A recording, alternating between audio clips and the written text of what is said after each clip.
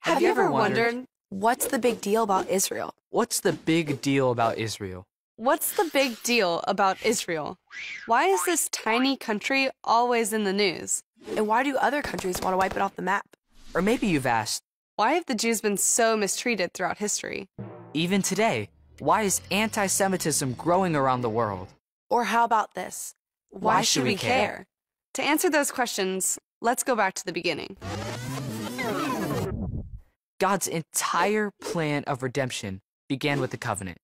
A promise to one man, Abraham, through his son, Isaac, and his son, Jacob, aka Israel. The promise included a specific piece of land, and the promise is everlasting. God always keeps his promises. Over 400 years later, God made another covenant, this time with Moses. If Israel followed God's law, they could take possession of and permanently occupy the promised land. Even in our day, we've seen something no one thought was possible.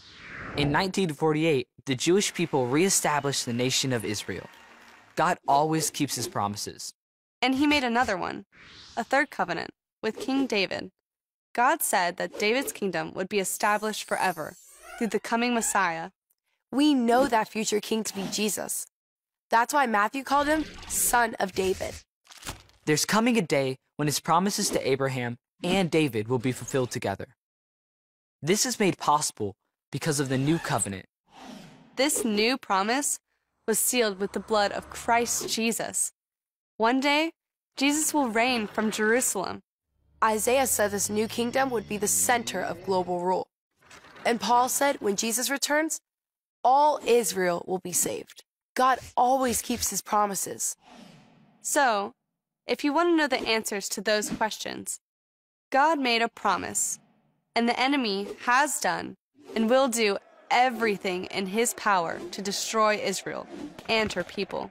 That's why, as Christians, we need to stand in solidarity with Israel. We need to love the Jewish people. And we need to pray for the peace of Jerusalem.